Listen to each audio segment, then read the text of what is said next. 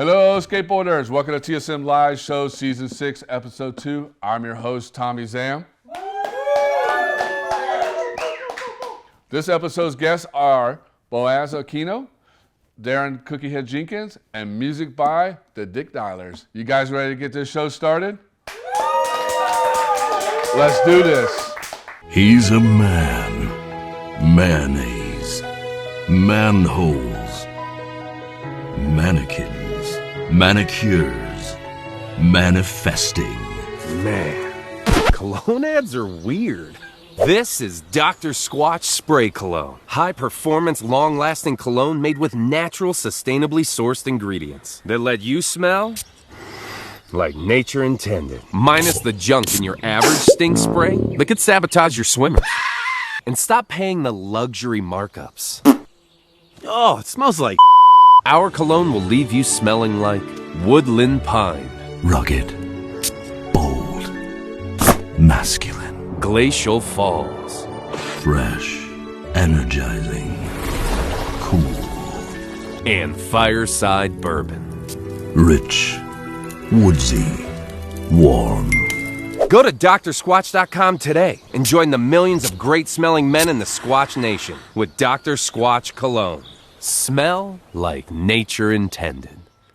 What's up, homie? How you doing? Good. So good to finally be here and meet you. I know, me in person. I always talk to you on Instagram, like, what, so many times? I think even before Instagram, no? Oh, yeah. Because, I think we started TSM 12 years ago, and that's when I started getting into Israel skateboarding, you know, the skate scene and stuff like that. And I can't remember who the first person I talked to over in Israel. I think it was a photographer. So I think he always filmed you all the time. I remember his name. Pichon, maybe? It might be. You know, we'll probably get hated on for getting the wrong name, right? I don't know. We didn't have too many photographers, so it's like maybe Shy.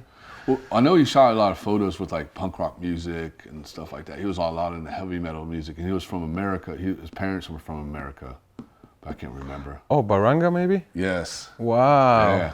Yes. Shout out to Las Baranga. Yes. Damn, damn, we known each other that long. Wow. That's crazy. Yeah.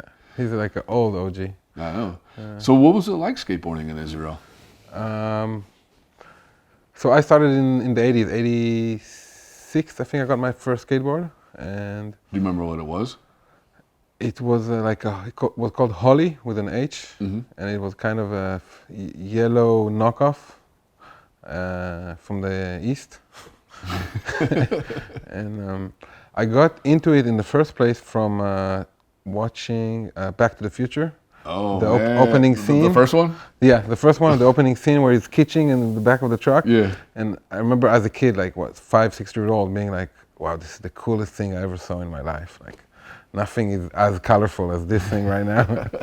And and I remember asking my mother for my birthday, and she said, "You're too young. Wait for your 6th birthday." And then I remember calling my grandmother and being like, "Hey, you think you can buy me a skateboard for my 6th birthday?" My mom said it's okay, but buy it and don't tell her. And that's how I got the first one. And there wasn't really barely a scene in Israel. There was a very maybe one skate park and. Was it like the skate park like now, or is it like more wooden? Oh yeah, wooden skate park next to the river, and you know, kind of maybe the wood is a little damp. There used to be a half pipe. I mean, what do you want to know? There's some. And then what part of Israel did you grow up in? I grew up around Tel Aviv. Tel Aviv, okay. Yeah, that's the central area next to the. And that's a big skateboard mecca area, ain't it? So in recent years, after the year got a lot of development, it's just a one big skate spot, and it's a small city compared to other big cities in the world, and it's very dense. And imagine just perfect flat ground. It's kind of a hidden Barcelona, I would even say. Because you guys got that one spot that I want to go.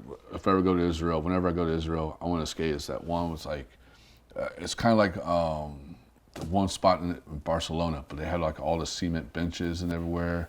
It's always in the skate videos. The Golda? Yes, Golda. Okay, yeah. So that's like a spot since '95. It's like a plaza. It's kind of our EMB or our love park. Yeah. And I have actually been in the first session there. It was like me and 2 other friends. We went after the skate park. We heard of a new spot above a parking lot. People used to skate the parking lot. There was like a downhill there, and then they built that on the top. And it's outside of the museum. And yeah, it's an amazing spot. Like you never get kicked out. And I don't know that. and now they're actually working with the city hall to remake the whole place more skatable and like make real obstacles there. What? Yeah. So basically, the government in Israel is more supportive for skateboarding than it is in America, correct? Or not really? I mean, we don't have rules against skateboarding like out here. It's not illegal. And you got more. There's bigger trouble over there. So I feel like the people are not looking to kick out skateboard. Like if kids are skating, they're kind of happy they're skating, unless the kids are being like respect and then Graffiti in the walls. Yeah, or like there's always the crazy neighbor who will throw a glass of his tea. Are you serious? Yeah, you got poured on it? Yeah, it happened. Yeah, or like they throw the glass, the actual glass. Really? Yeah. Dude, that's crazy. Yeah. So you're skating down the street, pop a kickflip, and all of a sudden, yeah, under somebody's house. If you do it for too long, if you take too many tries. Not too many tries. Yeah, but and in recent years, it's a mecca for skateboarding. Yeah. There's also over 10, I would say, highest quality skate parks in the country right now. With each one has like a pool section, a street section, all built by like the Grindline crew and a few more that came here from California to build it. A few more crews. It's just like mushrooms after the rain. And do you feel like like it's hard from coming from Israel to get into the skateboard industry So it used to be, like growing up, it really used to be, but I feel like now with the internet and with the Instagram and everybody having the camera in their pockets, then it's much more available, right, even to learn it and to study it, because back in the day we didn't have the internet, we didn't have on TV skateboarding, like you get one magazine and you study it like the Bible, and you learn, like we were hanging out with your legendary guest earlier, and it reminded me the stuff that he was showing us, just like a little bit from what he's going to show probably later, that's your vocabulary, that's where it comes from, like from that magazine that you had a magazine and you had it for 5 years, especially living all the way there. It was hard to get stuff like that. Yeah, so that's what I mean. Now I feel like it's even more, the language of skateboarding is everywhere. Before it was, pockets. You'd have like pockets. So it was harder, and also barely any tours came to Israel. I want to say in the 80s, I think only there was like a Powell guy that came. I think Todd Congelier, came with another guy once. I think that was it, for example. And there was also a Israel Pro that came out there too, wasn't there? Pro skater or something like that. I remember someone was telling me there was a pro skater came out of Israel. I can't remember his name. Avi, maybe? I think so. Avi Luzia, maybe? Yeah, I think so. So yeah, he lived here for a while in San Diego. Yeah, and that's who it was. He was AM for maybe City Stars or another company that like City Stars owned under the same distribution, something like that. Yeah. That's pretty rad. Yeah. And so I mean, but what people don't understand, there's so much skateboard history in Israel.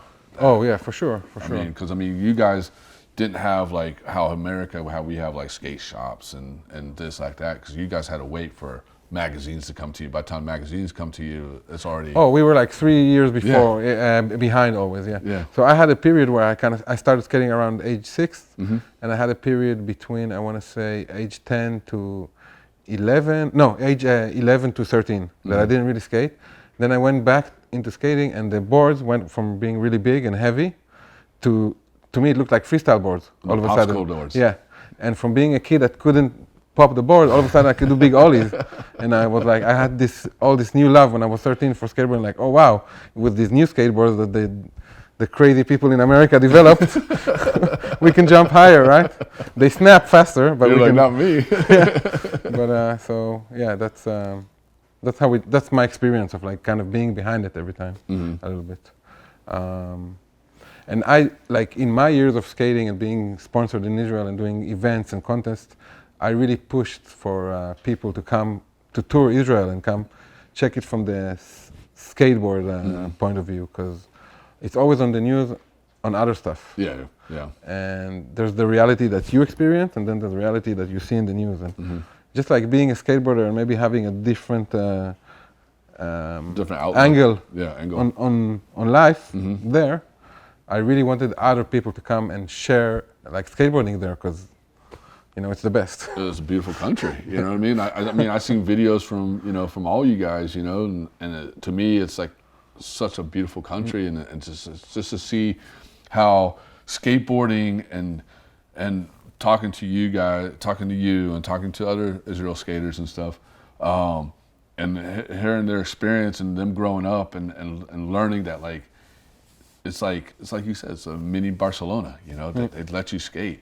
Here in America, they're like got rules and this and this. They want you to skate a skate park, but if you skate a skate park, we're still going to give you a ticket because not wearing a helmet. But in Israel, they're like, hey. I mean, now that they have all these skate parks, they might crack on some areas, you know, in some cities, because now they have a skate park, they can send them there. But generally, like I said, it's not like here, it's like illegal. Yeah, it's not like... They're not chasing you down. Yeah, no, nobody's chasing you down. You're not jumping fences. And like I said, only if you're disturbing the peace of the public, right? Only thing you can do is get thrown as a coffee cup in your head. Pouring tea on you, That's pretty crazy. And so you were sponsors in Israel. What companies did you ride for? I went through the route of there was a skate shop that started in Tel Aviv, and I was pushing, helping them push the scene, doing events, bringing more awareness to skateboarding, doing demos, doing a video, doing a tour. And then we got involved with Red Bull doing an event at Golda. Okay, I think I remember that. Because I just did a monster thing too. Yeah, but that's like, I'm talking like almost like 20 years ago. Oh, wow. No, 15 years ago. 15. You gotta make yourself sound a little bit younger, right? And I got sponsored by them, and I started doing contests in Europe and Eastern Europe, and then got involved with the Element distributor in Israel. Okay. And was riding for them, and we started a team, and we were doing, so. That's good, dude. I mean, that's great. I'm stoked to see that there's, skate companies are now, what you have done. You have paved the way to let these companies come into Israel and see it now, and that's very awesome to do. We had some really cool tours. Like we had the iPass team came for a tour, and we had an article in Slap magazine, and we had an article in. You had an Anti-Hero 2 come out there. Yeah, Anti-Hero came. Yeah. And a bunch of. Yeah, there was like I feel like a good 10 years where a lot of people were coming through the country and getting footage and. I'm talking about footage. You gave us a footage. Tell us about this footage you were about to watch. So I have, and now I moved here to Los Angeles a year and a half ago. Okay. And welcome to America. Thank you. And in Israel, I used to run a store and to work with half distributors and Stussy distributors, and just, that's what I know. That's my language. That's what I can. The gospel I want to spread. Yeah. And during that time, I was like a team manager, so I accumulated a lot of footage, and I was pushing the other riders, and I never got to use my footage. So coming here, I'm going over my hard drives, and like, okay, let me set up a part from all this footage, and I ended up with like a daytime and nighttime part. So I just took a few little things from it and sent it to you so you could, right. show that I also skate. I don't just stock. Are you ready to show the world? Sure. All right, guys, check it out right here.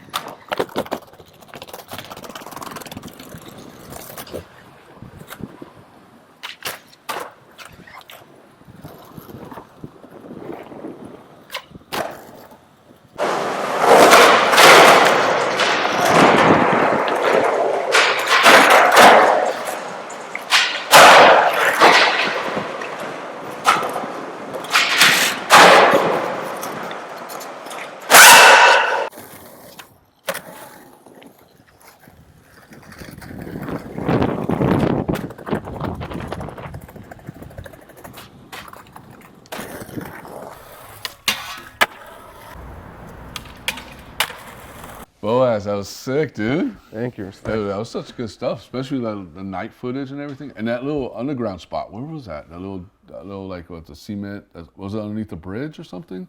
I'm not sure, but You don't remember which one, the little DIY spot, the little underneath the bridge? damn, I don't remember. You don't remember? That's a lot of footage. DIY spot? I don't remember. Oh, man, you're on point. Okay. Because we went outside, you told me you don't remember. Okay. DIY. So that's the DIY in Netanya. Okay. That's actually a lot of the guys that you had on the show used to skate that spot a lot. Oh, see, I've never seen like that the spot. Israeli guys, like Tomer and everybody, Yeah. everybody skated there. See, I've never seen footage from They that have spot. a big skate park now, and the city hall came there one day and just flattened the whole DIY. Yeah. Dude, that spot was Yeah. sick, dude. And we had like lights in there and everything. I saw like, that. Yeah. So. Dude, that was a dope. So there is also, I didn't talk about that. There was a big DIY scene. It's just like kind of quiet because it goes into like buildings that are abandoned and they'll take over the bottom floor and make a skate park there. Dusty forever, but sick skate park. Dude, that spot was sick, dude. I was like, whoa, I gotta know where this spot's at, And Netanya, they have an amazing skate park now with a snake rod that leads into a huge bowl section. And is that the one that Anti-Hero helped build? Because I know that Anti-Hero came out there and they built it like a DIY spot. So I feel like that.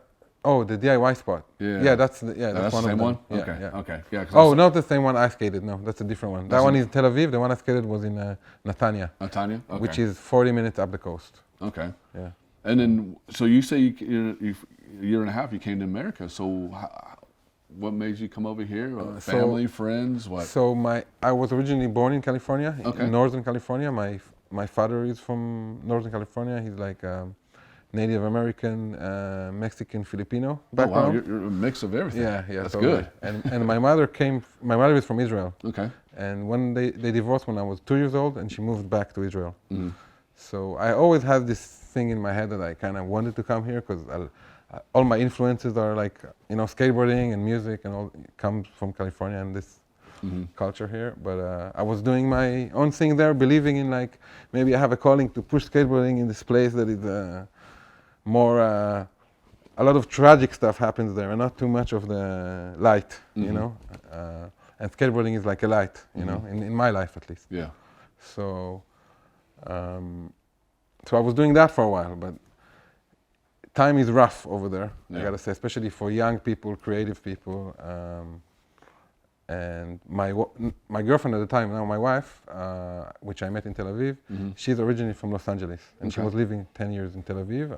Her dad, a legendary penthouse photographer from the 70s. No way. He's Israeli. No way. So she had one point in her life, she went to check out Israel for like a month and ended up staying for 10 years. Because she met you, right?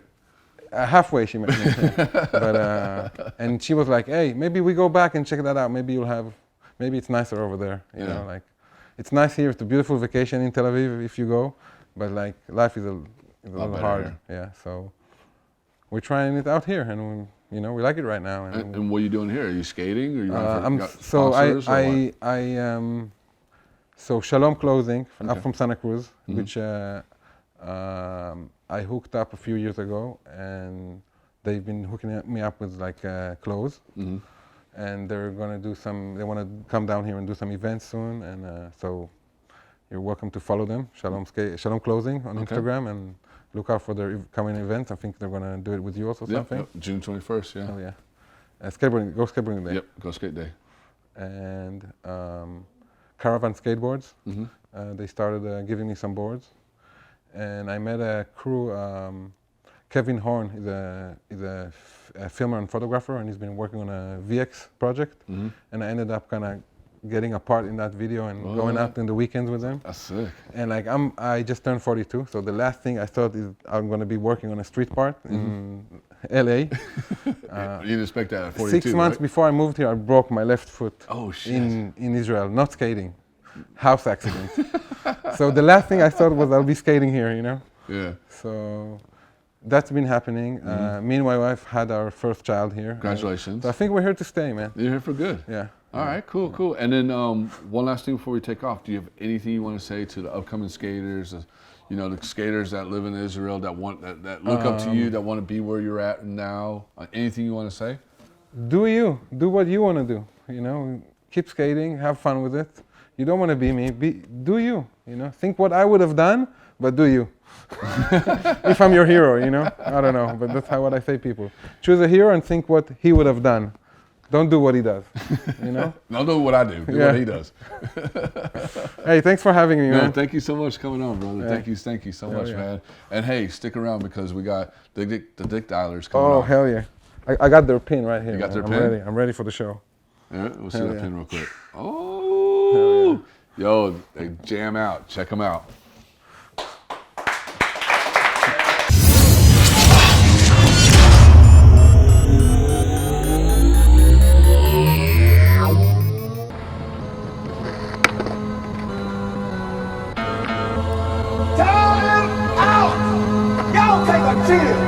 You need to cool that shit out, and that's the double.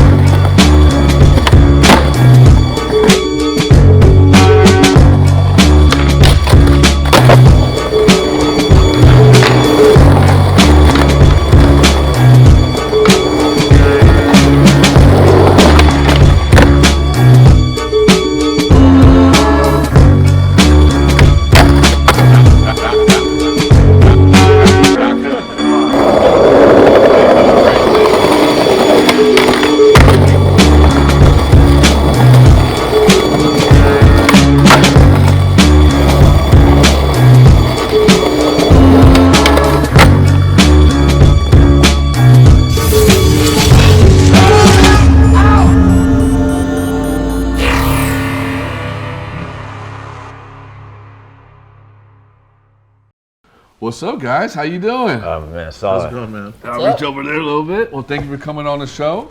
Thanks for having us. And tell the audience what each one of you guys do and what you play. Yeah, my name's Scotty Schmidt. I play guitar and sing in the Dick Dialers. Okay. Yeah. And I'm Kenny Gildar. I play drums. Manny, I play the bass. There we go. The bass player is the most important thing to play, dude. Yes, it is. Other than the drums, you know, you gotta have a good drummer. I'm important too. Yeah, he is important. A little bit.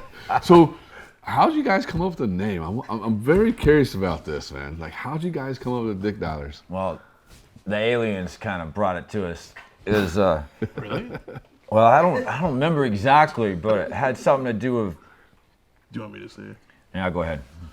We just wanted to switch the band name, and I was butt dialing people at that time in my life, I guess. And You mean butt dialing or dick dialing? it was butt dialing, but then we were coming up with names, and Scotty said Dick Dialers. I just instantly was like, that has to be the name. But hold on, what was the previous name? Criminal negligence. Okay, yeah, I like the Dick Dialers better. Yeah. Yeah, it's got more punch, huh? Yeah, definitely good. And then how did you guys meet up? Were y'all like previous bands or something, or what?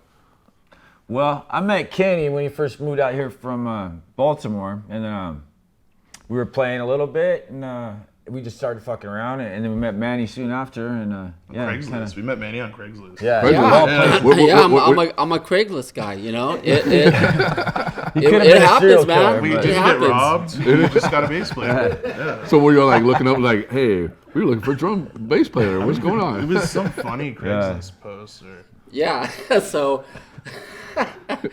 I responded to their Craigslist post, and That's the funniest thing I've ever heard, dude. and then they mentioned something about just don't be a fruit booter, and then I responded, goes, yeah, well, I love walks on the beach and rollerblading, I was like, is he serious? Like, in is my this guy shorts, fucking serious? That was a great I'm response. excited. I thought he might be serious. I was like, oh no.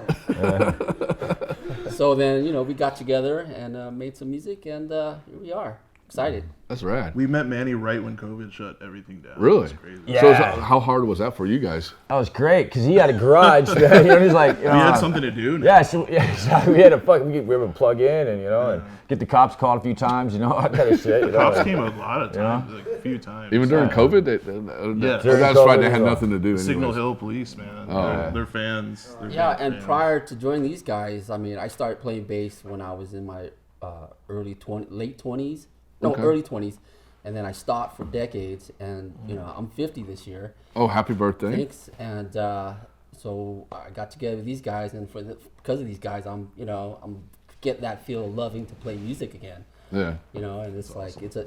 It's awesome. It's a dream. Who did you used to play before with somebody? I used to friends and but never anything where we put anything on wax but this is it's the real deal right here. Real deal. And then how'd you get into music?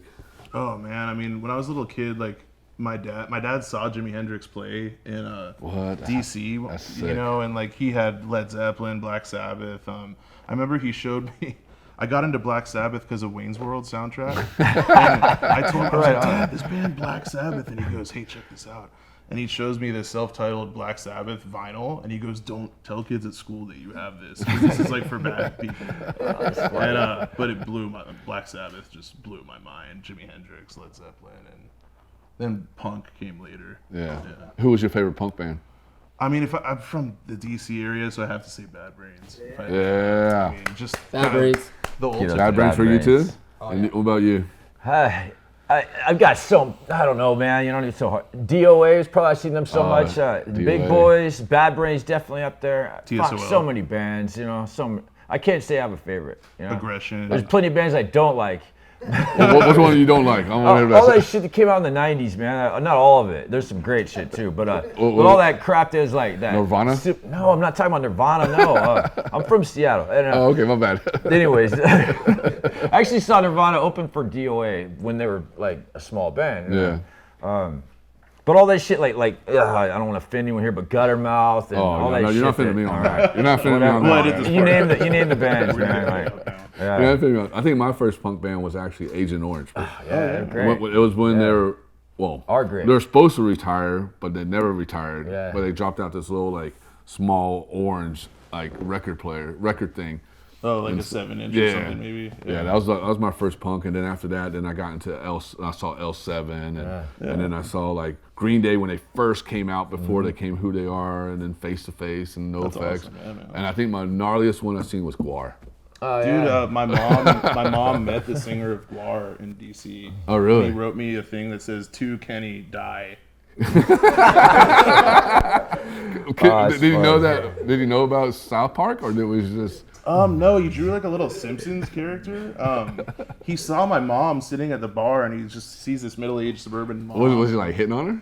I think maybe she says maybe a little bit. And, but yeah, he wrote that for me. He passed away, which really sucks, man. Yeah. But meeting him, I was like, oh my God, it's Dave Rocky, and they were from Virginia near DC where I grew up. Yeah. So.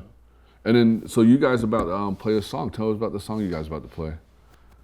Well, the song is basically about drugs, man. Not in a good sense either. Like getting clean, like quitting doing drugs and then fucking up again. Hearing the voice call. You know what I mean? Like anybody who's an addict might be able to understand or relate to that. It's that kind of shit. Most of our songs are kind of tongue in cheek. Fucking violent shit, whatever, and just fucking around, But that one I wrote actually during a hard time in my life. I hate sounding like this. Sounds like I wrote that song. VH1 pretentious, storytellers, exactly. yeah. Lame. Leave candles. But that's when I wrote it. Was when I was going through some shit. You know what I mean? Yeah. Manny wrote the music, most of it. Yeah, I did. did the bass line. I said, "Here, guys," and we all came up with it. And Scotty's the lyricist, because I had a great upbringing, so I had no tragic stories, So, but I'll get mine. I'll get mine. Oh, cool. Well, I'm ready to check this out. You guys ready to jam out on it? Yeah. All right, guys. Here we go. Coming right up.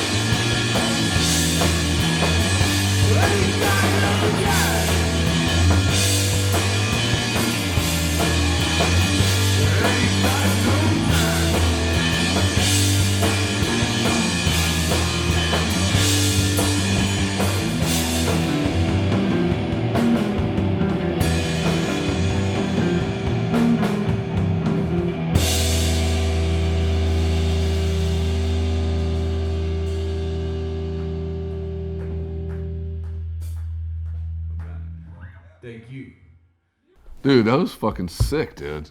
You guys jam out, kill it, dude. Like, that was such a great song, man. Thanks. Yeah.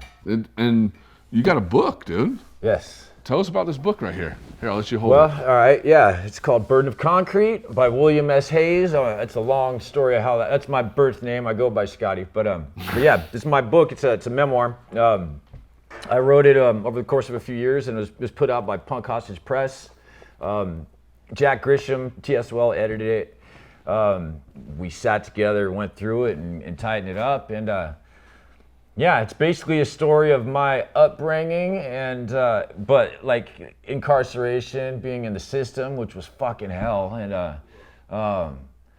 all the bullshit that goes inside, whether it's drug debts, the racism, the bullshit from the guards, whatever it is. And so it's all and shit like there's a lot of like fifis and Skateboarding. yeah, a little skateboarding, music and all that, tied into there. But it's mostly about the system and my experiences going through the system. Not from the standpoint of a hardcore or a dude who's acting hardcore. It's more from a man who's keeping it. I'd like to think at least that I'm trying to keep it real with my fear and everything else. Yeah. I didn't come out a killer or whatever. You know what I mean? You didn't go off and shoot 1,000 people. Nah, nothing like that. No. So far. Not so far. Yeah. And then where can people get your book at? There's a couple stores in Hollywood, Skylight Books, Stories, rest in peace, Alex. What's the name of that sober shop in Long Beach? Easy Does It. Oh man, Richard too, rest in peace. And I got mine on Amazon. You got yours on Amazon? Amazon. You can go on the Punk Hostage Press. Find Scotty. Yeah, you can find me. Find them somewhere? Look up William S. Hayes. Yes, exactly. I got books, and we can work something out. You can message a Dick Dialer. You can also do that. Yeah. And then what you guys got coming up for 2023? Anything good? Yeah, well, first I've got a second book coming out really soon here. It's about skateboarding in a 1992 a skate trip I made from Seattle to San Francisco and back. That's going to be called King of the Road. Mm-hmm. But we have a show coming up with TSOL in March 11th. Yeah, San Clemente. Oh, sick. OC Tavern it's called. Okay. It's a cool venue. I've never been there, but yeah, Rhino 39 and I think Venomous Pinks. Playing also. Yeah. Show up. Yeah. Any new albums or anything, or We have singles? some new songs. I mean, Yeah. we'll probably do like another EP and not too long. Yeah. Kinda We actually kinda recorded. lazy. We recorded in Fullerton, not far from here. And last time we went in, and yeah. Yeah, I mean, we released our EP last year, and By the way, I listened to it on the way up. Fucking so Awesome. good, dude. Appreciate you. Definitely good, dude. Thank you. And that this is the interviews that was touching. That hit. This So is awesome. That's cool. Like, Yeah, we've this always whole wanted deal to is do badass. something like this. Yeah. Well, we're glad to have you on the show. Thanks for having us. And then where can people find you? Where the viewers can find you guys? Where can they get their music? You have a website? Yeah, so The Dick Dialers on Instagram, The Dick Dialers on Facebook. We're on Spotify, Amazon Music. Dick dollars All major everywhere. streaming- We're all over the globe. We're in fucking Antarctica. We're in space. We're at the bottom of the ocean. Yeah. I think we got a couple plays in Taiwan. Taiwan. So we are international. Yeah, no, it's That's- crazy. Yeah. That's crazy, dude. Taiwan, huh? Raiding in the shekels. And then before we take off, do y'all have anything, each one of you guys want to say something to upcoming musicians or anything like that? Yeah, just keep playing, and then find your own style, your own voice. I mean, everyone has influences, but just find your own identity. Just like pretty much everything else you do in life. You want it to be yours. Mm-hmm. So don't give up. I think I would say I think I've only lost money playing music, and I'll never stop as long as I can keep going. It's just fun as hell. I'm meeting people like this. It's just we just do it for the fun, man. I'm not a good business person or whatever. I like the art and the music and the meeting people and adventure. And your last one? Yeah, well, if you like to play, I heard about skateboarding earlier, you know what I mean? And don't give up, and if you're passionate about your deal, do it. You know, just the big boys used to say that, like, start your own band. You know what I mean? Like, do that shit, man. Do that and love it. You know, love it. You know, this is about something we do for the love of it. You know, it's like if you're skating or playing for those kind of reasons, like, fuck off, man. That's my take on it. You know, I mean, that's cool. If you get a gig from it, that's badass. But you know what I mean? Like, whatever. I've never been a fan of jocks and all that kind of whatever mentality. Yeah, I'm skateboard is so individually oriented, and I don't know. Like, even if no one cares about your band, who gives a fuck? Just care about DIYs, do it yourself. Do it yourself. And cool shit like this happens. Yep, definitely. Well, guys, thank you so much for coming on. Thank you. And coming up next is Darin Cookiehead Jenkins. Yeah.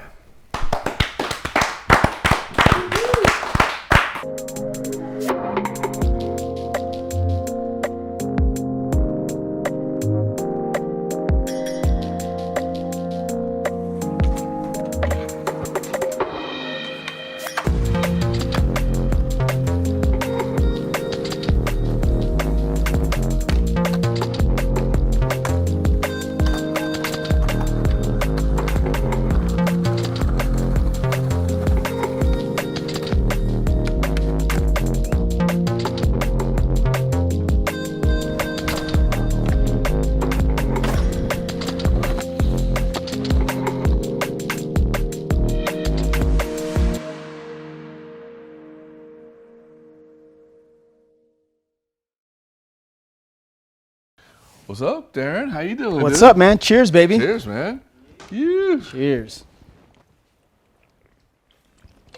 Damn, that's some good shit, dude. Yeah, it is, man. Yabai. Where'd you Big get this up, at? Jason Rogers, Where'd you get this at? old school homie. This is Yabai, Jason Rogers Drink Company. Coming to a store and a facility near you. Enjoy it cold. Long live life. Don't be like me, drinking it hot. Oh, man. How you been, dude? Oh, man, good. Like to start out by saying I'd like to dedicate my words to my beautiful son, Miles Lewis Jenkins. Daddy loves you more than life itself. And one day, hopefully you can be sitting down and talking to wonderful people like I'm doing right now, man. I love you, son. Hell yeah, dude. That's rad. So, we'll get into this, Sue. So what got you into skateboarding? Man, just trying to be an individual. You know, I was always, I had a lot of energy, you know, growing up. And I grew up in a beach community, and we were one of the few black families in the area. So, you know, I had a lot of friends that, you know, they surfed, they skateboarded, they BMX'd. So I was trying to keep up with them. Sorry if I get a little emotional, because this is hella deep. Mm-hmm. You know, I was trying to be myself, and there was a lot of stereotypes, you know, but what it came down to is, you know, I had a lot of love coming to me, so I just believed in myself, and along came skateboarding, because honestly, I should have been a scientist. I was a nerd. Oh, you were a nerd? Yeah. No way, dude. Really? I loved animals, you know, reptiles and all kinds of animals. I was really into science and stuff. So my friend came by, and one morning I discovered my BMX bike got stolen, and I was hella bummed out. And so he literally handed me a skateboard, and his only words were, try to keep up, because everyone was on a bike. Yeah. And that was, you know, if you know, you can't keep up with a fucking bike on a skateboard. No. So I just kind of like fell into my own realm, and then eventually he switched to skateboarding all the time. So I had this little crew, and this was in Pacific Beach, and this was around the time I was in junior high, at PB Junior High. Mm-hmm. And it just, it hit me like a ton of bricks. I put a piece of plywood up against the back wall of my parents' house, and I literally rode up it, and I just will never forget the sound of da-dunk, da-dunk, and I said, this is it. This is what I'm gonna do. This is amazing. And it was only the dunk to dunk. Yeah, it was just that sound, that da-dunk, da-dunk, you know, of hitting the bottom transition, going up the wall and coming down. And this was in my backyard in '84. Mm-hmm. So I felt that energy of skateboarding, and I didn't know anything about skate parks. I didn't know anything about a professional skateboarder. I didn't know anything about professional skateboarding. I just knew that I wanted to ride a skateboard. Mm-hmm. So let the story begin. That's rad, dude. Yeah, man. That's a cool story. So all started in skateboarding is by you getting your bike stolen. Homie was like, "Hell, catch up. Here's a board," and then all you hear is dunk, dunk. Yep. And that's amazing, dude. Yeah. And was it like, do you remember your first actual real board that you got? Yeah, my brother and I have a younger brother, Willis Jenkins. Much love, Willis. He's about 3.5 years younger than me, and my dad bought a brand new board, a Kamikaze, or it was a Veriflex, something like that. But it was brand new, and it was like we had to share it. And as the older brother with the younger brother, of course, I took over. I'm like, my board. And we fought over it all the time. And then eventually my friends, put me together a board of my own. And one morning, we were both in the Boy Scouts and shit. So he comes running in the house after a meeting that they had somewhere, and he's like, "You're not gonna believe this, bro." He's like, "I seen a bunch of skateboarders and these things that look like pools or something. It was off the side of the freeway." And I'm like, "Get out of here. No way, no way." And then my next question was, "Do you remember where it was?" He said, "Yeah, I remember exactly where it was." And so we woke my dad up from his afternoon nap, and I said, "Hey, Willis knows where there's a place where skateboarders gather and ride where it's for skateboarding." And my dad's like, "All right, well, let's go." So that was Del Mar Skate Ranch. Legendary spot. Dude. Rest in peace, Del Mar. That was 1985. I went there, and they got me a membership, and it was the craziest thing because I just went through the doors, and it was just a sea of blonde hair and blue eyes, and my first thought was, oh my God, I don't think I'm supposed to be here, because there was nobody there that looked like me, and I was scared pretty much shitless. But there was pools and there was stuff to ride, and I had my gear, and I paid my parents paid my admission. So literally I walked through the doors, and I got laughed at, of course. We'll leave those names of who the people are that laughed at me aside. But then a super nice guy named Reese Simpson came up to me and asked if he could ride my board. And that made me just feel really like one of them. So I let him ride my board, and he showed me around the park. And then I was kind of off on my own. And pretty much that same day, there was a big ruckus in the pro shop. And it was, a brother walked in, and I didn't know who this dude was, but he had, his nappy little dreads that were all dyed blonde. And his name was Steve Stedham, and I didn't know that, but I mean, everyone in that park gathered around this dude, and all I thought to myself was, holy shit, this is a black dude, and they're treating him like a god. Like, what is going on with this dude? He padded up, he skated, and I saw why. He was incredibly talented. And I literally was like, I could be this guy. I could be just like this guy if I really try hard. And that set the wheels of determination and emotion that would never stop.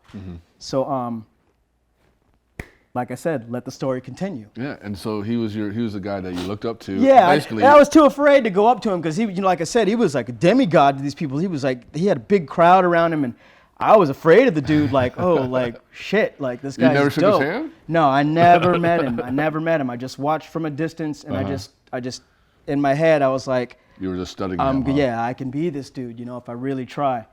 And, of course, I tell my parents, like, oh, there was this guy, and he was so good, and they all loved him, and they gathered around him. And they kind of gave me this look like, we're not too sure about this. Like, this might be like a one-time thing. You go in here. And I was like, no, please let me go again. And they did. They kept bringing me back. And eventually I figured it out, because I definitely asked, like, how do you keep this thing on your feet? Is it a special glue? Is it shoes that are magical? Is there something that they put on the board? Magnets or something? Yeah. I had no clue,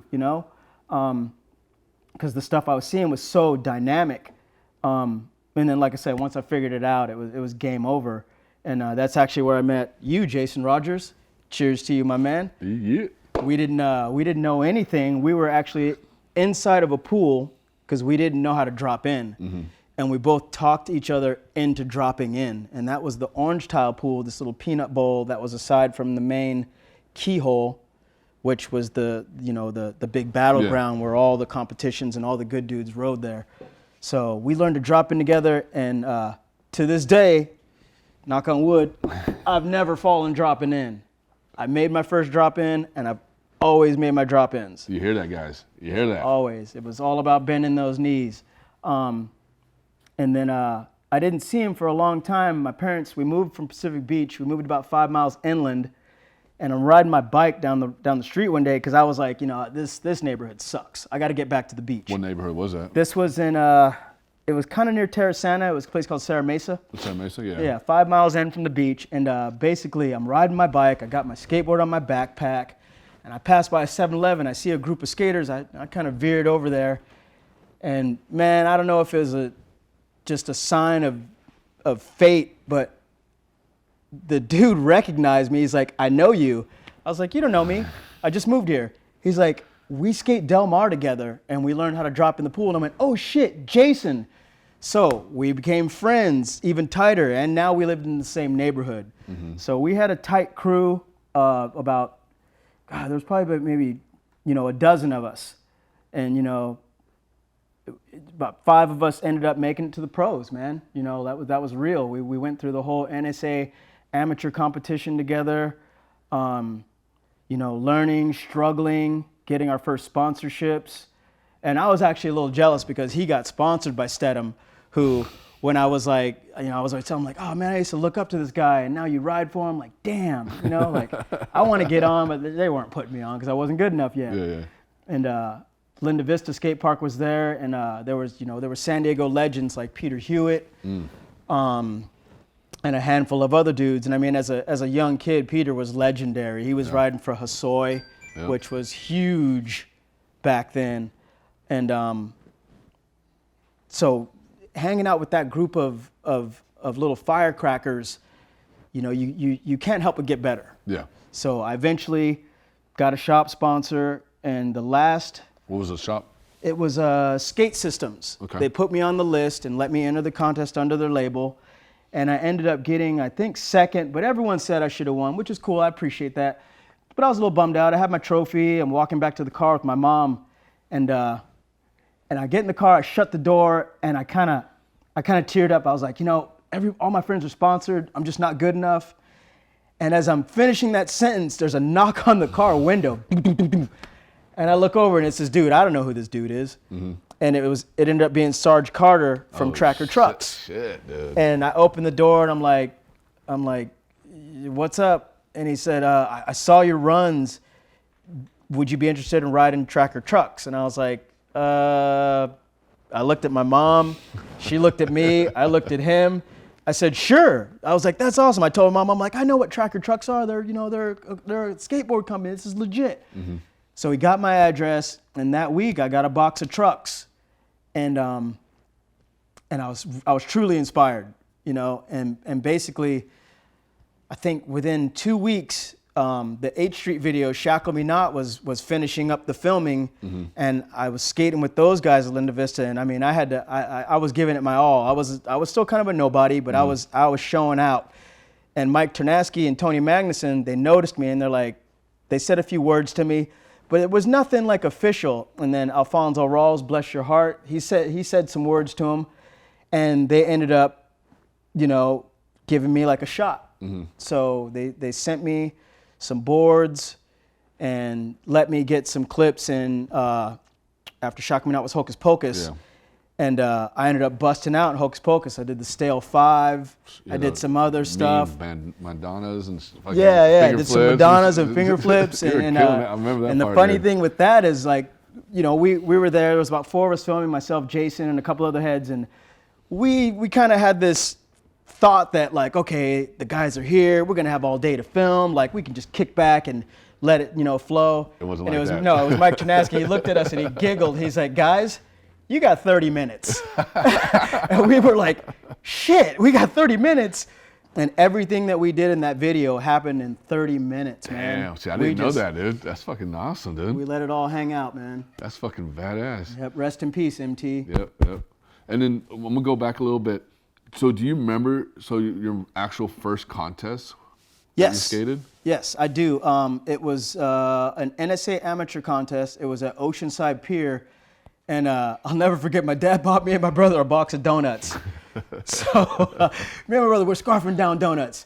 By the time they announced our names, we had the donut high had already wore off. So we're like on the downside of this donut high and could barely skate. But I ended up getting like, I don't know, I was like top 10 and like novice, like nobody status. So that was cool. And then my brother, he was really talented. He was good, and he probably would have placed really high, but he hit the wall hard after the donuts. So he ended up getting like way down there. So you basically beat your brother. Yeah, but he was like 3 years younger, so he was in a Okay. different division. But he really would have done well in his division Yeah. because he was truly talented. But yeah, he crashed hard off the donut high. So that was my very, very first contest. And then the one after that, I got 5th place and got a little trophy. And like I said, little things like that kept the motivation going and let me know, like, if I just keep sticking with this and learning, that something good could come out of this. But I had no idea. Yeah, yeah. I was just rolling with it. Yeah, and then I'm going to talk a little bit because I mean, when I grew up, the person I grew up with skateboarding was my friend, good friend now still, Arthur Adams, and and for him being a black skater, he wasn't being.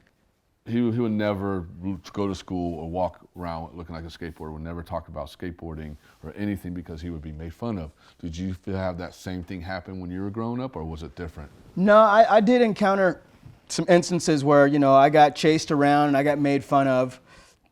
But, it was just, I accepted it because I knew that I was being an individual and I never wanted to fall into what the general stereotype for African American young boys was back then. And back then, you were a break dancer, you were a gangbanger, or you just dressed real good and got a lot of girls. You know what I mean? You were that playboy type of dude.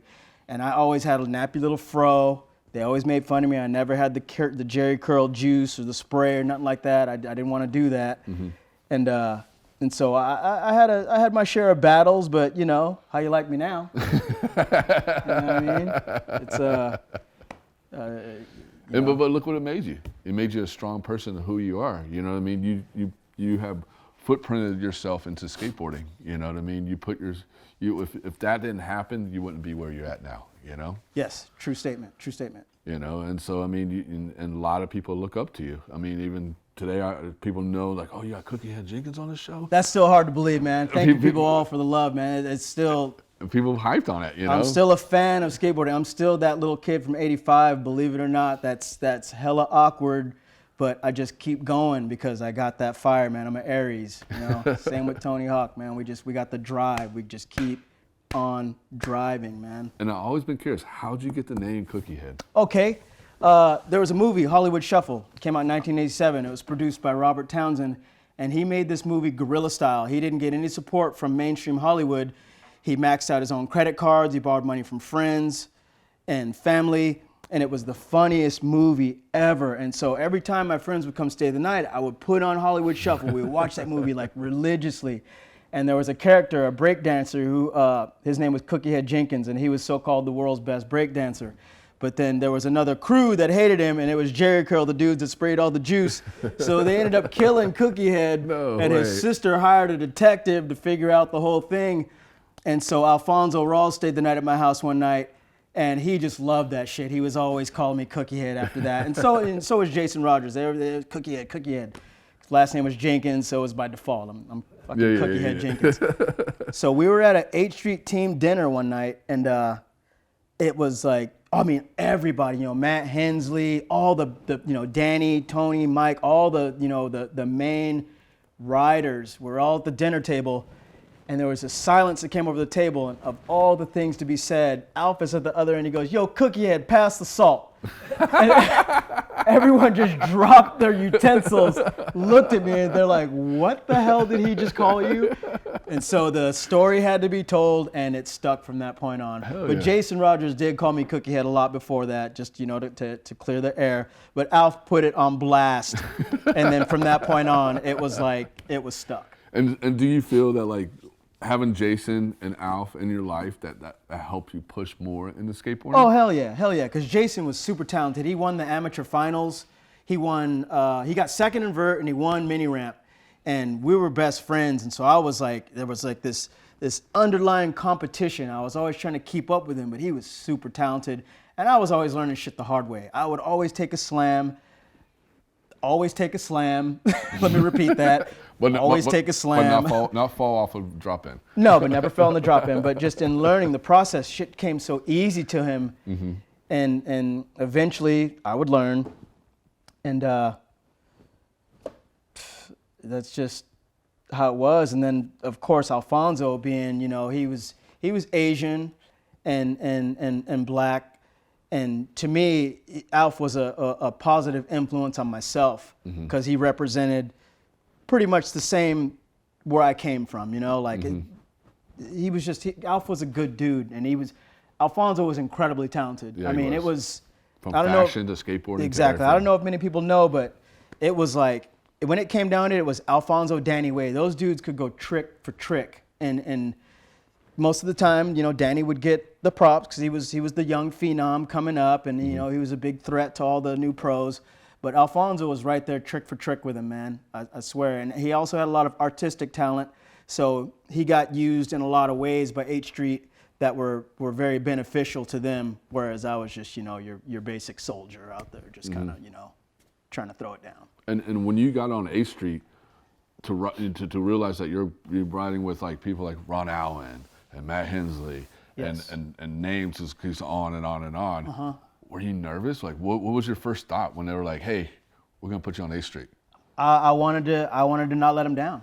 I wanted to bust out. Mike Ternasky, he had this magic power of making you believe in yourself in a way that you couldn't convince yourself. Like it was magic. The dude was magic. So when he was around, you did shit that you normally wouldn't do. You would risk your life to make him smile. And it went without saying. But there was an underlying reward that day that we filmed and busted all that stuff in 30 minutes, including the Stale 5. Like basically a week later, I get this box, UPS. I used to love when the UPS truck would come down the street because it was something good was going to happen. Something good was going to happen. So that day, UPS man comes and he drops off a box. He goes back to his truck. He drops off another box. No way. Then he goes back and he drops off another box. It was 3 boxes of boards, man. It was a total of 10 boards. And I was like, holy shit, man. Damn. I just got 10 decks from H Street. I'm the king of the world. This was huge. You know what I mean? It was basically like everybody's board on the team and a couple extras, stickers, T-shirts, all the goods. You know what I mean? So it really made me feel like I was part of the family. That's when I was like, okay, it's on now. And like I said, just the competitions and the progression just kept going. I just got more comfortable with myself, more comfortable with other skaters. I always considered myself an all-terrain vehicle. Like when there was no ramps or parks, we rode street. When there was no street, we fucking freestyled. You know what I mean? We rode every aspect of skateboarding. We embraced it all.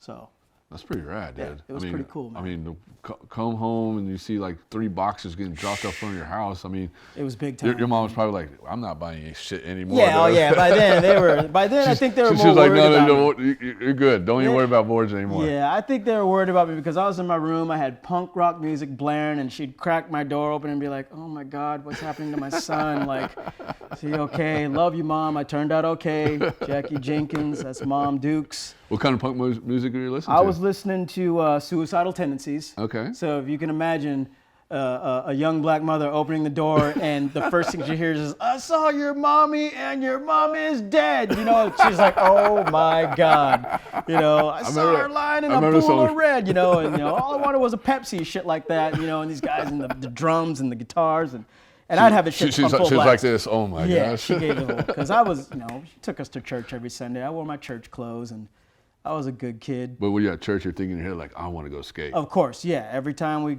get home, off with that stuff and on with my skate gear, take me to the park. You know what I mean? So yeah. And then, I mean, that's amazing stories. Like what you have gone through and what you have done. For skateboarding and being on 8th Street and everything you're done, but also too, you had a downside on you, but then you got back into skateboarding. What got you back into the skateboarding? For sure. Well, there was a time when it was like, we were the last of the vertical Jedis. There was all of us coming up in the early 90s, and street was taking a big hold of skateboarding. You had to be riding wheels that were 54 millimeters or under. You had to be wearing pants that were fucking 44 to 46. And I mean, we were teenage kids who really wore like 28s to 30s. So here I am in 44s, I remember that. I'm laughing because I remember that.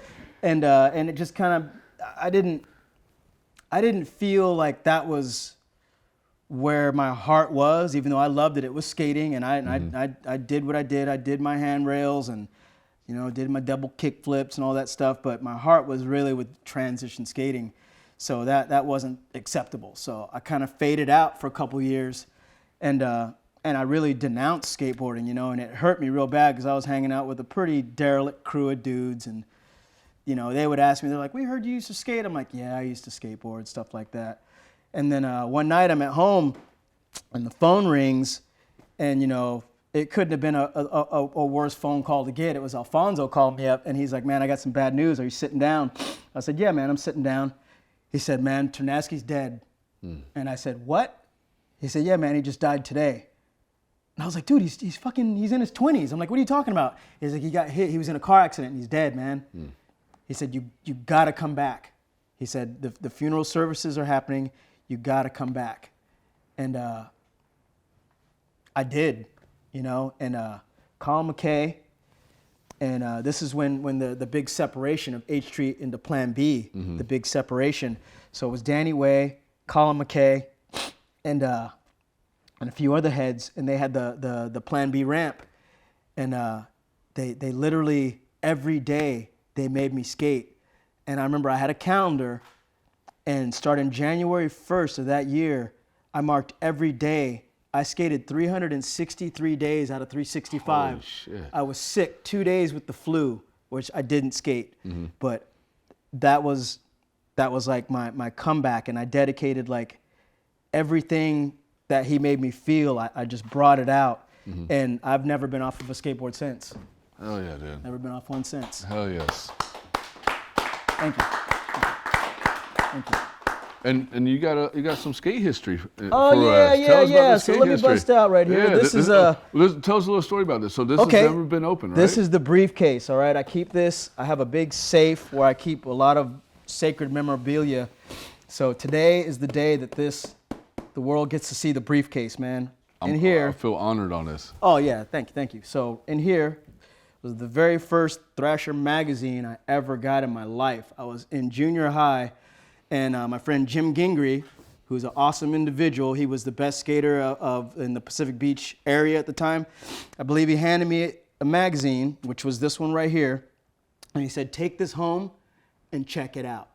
And I didn't know what it was, because as you can see, there's no skateboarding on the cover. There's this highlighted picture of a dude's face that says Thrasher and some stuff. And I'm like, all right, whatever. I put it in my backpack. I get home and I open it up and I see this. And I lost my mind. I was like, is this a skateboarding magazine? Like dedicated to skateboarding? I didn't know, anything about pros. And this is kind of backtracking to before I was sponsored and stuff. Sorry, I'm kind of jumping around. But this was 1985, and I must have looked at this magazine and got in so much trouble in school for looking at this magazine every day. I mean, thousands of times over, studying it, and it's amazing, man. I mean, there's backside ollie trick tips by Tony Magnuson, and little did I know I would ever get to know this dude. So I mean, there were so many things. Yeah, I ended up riding for the dude, but what was really incredible is there was right in here. There's a what's called the glossary. And this basically had all the terms and terminology of skateboarding, because back then I didn't know, front side, back side. Here we go. This is called air terms. And it has everything that you would want to know about the language of skateboarding, because if you weren't a skateboarder and people were talking like this, they might as well be speaking Mandarin Chinese, because you didn't know what the hell they were saying. They still do. Yeah. They still do. Yeah, I learned my basics, front side air, back side air, ollie, lean, mute, indie, method, nose bones, air fakies, less twists, airwalks, finger flips, bonelesses, judos, Well, you're a frigids. king of the finger flips, dude. Well, you know, that came after the fact, but yeah, so I studied these terms, and once I knew what every one of these words meant and what they applied to skateboarding, that made me feel more like a skateboarder. So that kind of pushed me even deeper into it. So this magazine right here, man, Thrasher 85. And here I got some, you know, some remnants of things that kind of go with my history. There's a poster of Kevin Staub here. Oh, sick. From the Keyhole. I recently got him to sign this when we were at Tony Hawk's Vert Alert last year, or the year before, I'm sorry. And it meant a lot for me to have him sign this. I actually I think I teared up and got all blobbery, crying all over him and shit like that. But this was the Keyhole, and this was Kevin Staub. And I had this as a poster in my room along with several other pictures. And to become his friend and to have him sign this meant the world to me, because this was stuff that I stared at and fantasized about, like one day I could possibly do this. Like this is what it's all about. So this stuff means a whole hell of a lot to me. So I keep it, you know, cherished in a very safe place. And you know, there's a bunch of other things that we won't get too deep in with stuff here, but this is a funny one here, because this is a page out of a trans world, and this is Gator. You know, he made some mistakes in life. Yep. You know, I don't know if anybody knows the story, but you can look it up. But in the background, there's a little dark face in the crowd. Man, that's me. Okay, I was in that crowd, and that day, this dude, a punk rock dude with a big blue mohawk, picked my little ass up and put me in a position where I could actually see the contest. And I will never forget that dude. I don't know his name. I don't know who he is, but I loved punk rockers ever since as individuals. And this was the best competition I'd ever seen. It was the first time I'd seen pros battling out. It's Tony Hawk, Caballero. Soy actually wasn't there. Was that at the Del Mar? This is Del Mar, yes. This Yeah. was Del Mar, the GNS. I guess it was the final series. Mike McGill, Steve Caballero. And this day, actually, Mike McGill, I was in a crowd of kids, and he hand to hand gave me a sticker from his hand to my hand, which to this day, it's also in my safe. And it's got his fingerprint on it and my fingerprint. We were the only two people that touched that sticker. I never even cracked it, put it on my board. It meant that much to me. So thanks, McGill. You know, you were a hero of mine. You still are high on my list. But you know, it's just stuff like that in here that I keep that keeps me humble. You know, I was a huge Tony Hawk fan. You know what I mean? I ripped off the cover of a Trans World. This is Tony on the cover. I remember that cover. Yep, this is him with his Airwalk ad. Oh, and gosh. like I said, I was a fan. I was a kid that had all this stuff in my room on the walls. I would lay there and just stare at this stuff till I went to sleep. So it was in my blood. And you say you got a cassette tape or something? Yeah, I looked in here. The cassette's not in here, but it's kind of deep. There was a point in time when I was hanging out with Gator a lot, and he would teach me how to play guitar before the incident. And we made a recording, and it was super cool, man. I was super proud because I was actually getting kind of decent at it. But I've never played that recording or even, you know, really taken it out of the holster since, you know, he did what he did. And, that broke my heart, man, because that dude was, he was a heavy idol of mine, you know what I mean? Here I am in high school, and I remember one of the best days of my life was I was sitting there, you know, bragging to my friends. They're like, what are you doing after school? I'm like, dude, you're never going to believe this. Like, Gator's coming to pick me up, and he's taking me to Tony Hawk's to ride. How's that feeling? Oh, man. It's like I'm staring at the clock going, come on, fuck, school sucks. Like, hurry up. So, I mean, I had all my gear. So as soon as that bell rang, I ran out to the front of the school, and there he was, man. He was there. And your friends were watching you get in the car? Yeah. They watched me get in the car, and we took off, and that was the day I went to Tony Hawk's, and my first time riding at his ramp, and that was out in Fallbrook when he had the spine vert ramp. Mm-hmm. And I was skating so hard that day, man. I was just skating so hard. And I turned on his hose, and I'm drinking out of his hose, and you know when you feel someone's either looking at you or over you? Mm-hmm. So I'm sipping out of the hose, and I look back, and it's Tony. And he's like, dude, what are you doing? Go in the house and get some water. And I'm like, you mean water out of your house? Like, I'm fucking tripping, you know? He turns off the spigot on the hose, walks me into the house, and here I am drinking, you know, out of his Sparklets fucking water jug thing. I'm like thinking to myself, oh God, I'm drinking Tony Hawk's water. This is insane. And you just went back out and kept skating hella hard. And, you know, like I said, it was one of the best days of my life, you know, as a young man coming up. And I'll never forget it. Hell yeah, dude. That's a great story right there. Thanks, man. Thank you. And the briefcase thing, I mean, that's Yeah, the briefcase. It's deep, man. It's deep. I got you know, I'm going to bust out one more. Rest in peace, Jake Phelps. Oh, yeah. Man, you were funny. You were the only dude, the only white dude I ever seen with a pick with a fist in his office. I went into Thrasher. He pulled it off the wall. He put it in my hair. He said, I ain't going to let you keep it, but I'm going to let you put it in your hair for a little bit.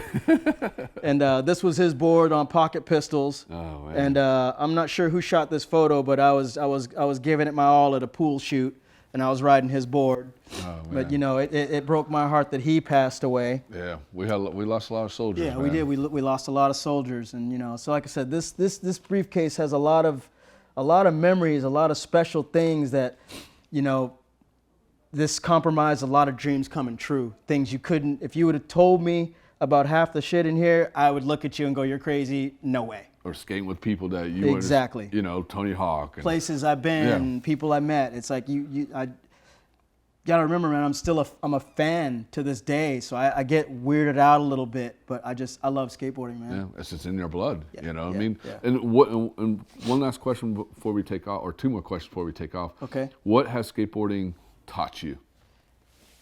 Don't give up. Man, you could fall. You could hurt yourself. Get back up, man.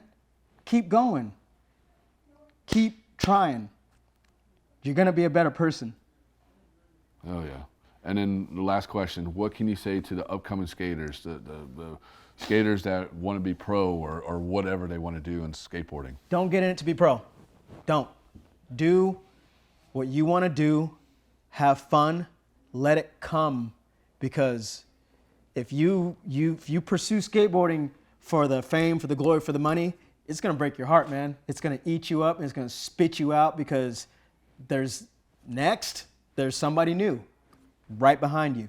So get in it, stay in it to win it, be true to yourself, and be kind to people. Keep a smile on your face, say hi to people, be personable, because you never know what doors it'll open for you, man. It's dreams come true, man. That's all I gotta say. Dreams come true. And people right here, his chest right here. Right here, man. Definitely is proof right there Dreams to show you come that true, dreams man. do come true. Dreams You come work true. hard for it, and like he said, smile, say hi to people, even though they don't say hi to you, still say hi to them, and Absolutely. you never know. Because think about it, if you wouldn't won that contest or got second place in that contest, and you're about to give up and be upset, and Sure. There you go. There it was. There it is, And people. It opened the door, Definitely. man. It opened the door. Man, Definitely. thank you for having me. thank you so much. Miles, I hope you enjoyed this, man. Hell yeah, you know you This did. little board. And to his mom, peace, love you. And everybody in this room and everybody in the sport, man, I appreciate you big time. Freddie DeSoto behind the camera. I'd like to have him come up here and sit down with me real come quick, up real here, quick before Freddie. we end this up. Yep, definitely. Come on Freddie, up. he was way before my time, but I gotta give props where props are Hold due, on, we man. gotta see what your fortune was. Oh, yeah. Oh, and before I go, I got a fortune cookie here. Let's see what my fortune is. See what Let's his go ahead fortune and is. do this. What that fortune is. No, You gotta eat it or it's not, or it don't Yep, happen. Yep. Wow. Remember, you gotta say in bed. What's that? You gotta say in bed at the end of it. Okay. The respect of influential people will soon be yours. In bed. There we go. In bed. Mr. Freddie DeSoto, ladies and gentlemen, who came way before me. I would like to have him say a few words, man. This is legends before legends right here, man. He paved the way for people like me. Thank you, Freddie. No, thank you. And what can you say to the upcoming skaters, or anything? I'm going to echo what Darin said, and that is, don't give up. There's a big life lesson in this thing we call skateboarding, and just kind of conquering overcoming and you know, just overcoming your fear, because that's a big obstacle. So overcoming your fear and not quitting. You just got to keep trying and work your way through it. And before we take off, what some of the viewers don't know who you are. Tell them a little bit about yourself. Who you are, what you do. I mean, so I'm a skater from back in the late 70s, early 80s. Freddie DeSoto. Skated pro for Veriflex. 61 years old now, still skating. You don't even look 61. I thought you were like 45, 50, man. Born in 61, I'm 61. I was born in 72, y'all. So Hey, 75 here. Do the math. Yeah. So, yeah, and just a rider. I've always loved riding and really enjoy the skate world and my 45 plus years of friendships with a lot of the people that Darin spoke of. And the greatest gift of skateboarding is the friendships. You know, it's a great thing to have people that are in your corner, that are rooting for you when you're not having your best day. When you're having your best day, they're, no matter what, they're still out there rooting for you. Everybody's pulling for you. So skateboarding is a great gift. And do you remember your first contest? Oh my God. I'm telling you way back there now. So I think I remember skating California championships down in maybe Vista or something like that. I actually had a broken leg in that contest. No, broken wrist in that contest. Oh wow. I think I got third in that contest. But that was back when you skateboarded, that you had to actually do all the disciplines. You had to do freestyle, you had to do slalom, and you had to do vert or ramp skating. And which one were you the best at? Well, I mean, I've always been a vert skater, Yeah. but in terms of doing those contests, you did all of those elements as part of a skateboarder. And those are how you ended up getting your placings. So that's the first contest I think that I want to remember. Yeah, I don't know that I remember. I don't remember a bunch. You're doing good. You're doing good. Too many good times. Too many good times. Down during that time. So. And one question for you, last question for you, is, from skating from that long to now, to see what these skate contests are like, to skateboarding is now, and then all of a sudden now skaters are turning pro just for social media. What's your thought on that? Probably not super super good, but skateboarding today is it's amazing, especially considering from what I saw and what I came into the world of skate, seeing and doing. Skateboarding today, you've got kids today that are 6, 7, 8 years old that are ripping more than we were ripping, back in that time. Yeah. And so the growth of skateboarding, the how the boards have changed, how the skate parks have changed, how the type of terrain that's being skated now. A lot of this stuff is just like you would never have thought. And even back going to the age thing, when I was skateboarding, somebody skating into their later 20s, that was considered old. Today we still have guys in their 50s, 60s, 70s, ripping, and killing it. But in terms of the skateboard world today, number one, be thankful for what happened in the past to allow the things that are going on today to be able to happen. It's a great thing to see and watch. And one thing I got to say is that girls skateboarding today. Oh my gosh. Is unbelievable. Yes, I do. 100%. I'm a big fan of girls skateboarding, and a big proponent of them having their opportunity, because back when there were only a few girl skaters.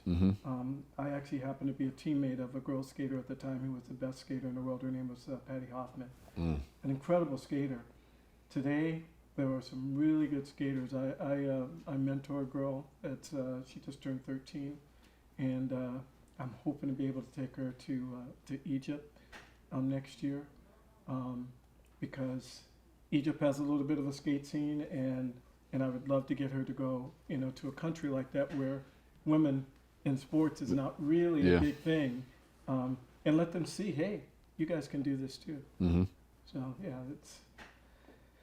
skateboarding is a good thing. Exactly. It's a happy, make you smile thing. Yep, and think about it, and it brought us all together, I mean, if we didn't, think about it, if you didn't skateboard, what would you be doing if you didn't skateboarding, Yeah, well, I can only imagine how mischievous all of us would have been. There's a lot of stuff that was an easy thing to get sidetracked into. Yep, definitely. Yeah, that's another beautiful thing about skateboarding is that it affords you, an output of energy, and skateboarding is love, man. There's a lot of really good people in skateboarding. No, there is. 100% there is, and and just like my friend Mr. Darin right here. Yep, definitely is. And, I had a lot of good examples, man. I give what I'd like to get back, and that's a good principle for a lot of people to roll by. You don't go out there and demand respect, give respect, and you get respect. That's 100. Definitely is. Well, guys, just want to let you know, this is a wrap for TSM Live Show. This is awesome. Season 6, Episode 2. I'm your host, Tommie Zam. I want to say thank you for West Coast Skate Supply for allowing us to film this episode here. Thank you. Thanks for having us here, man. I want to say thank you to our sponsors for making this season happen. I want to say thank you for our guests for coming on True Skateboard Mag Live Show. Tune in next month for Season 6, Episode 3, because that thing is going to be so much fun. It's going to blow your mind. But sit back, enjoy, because we are going to leave you with Dick Dialers. Check them out. Love you, Bucky Lassick.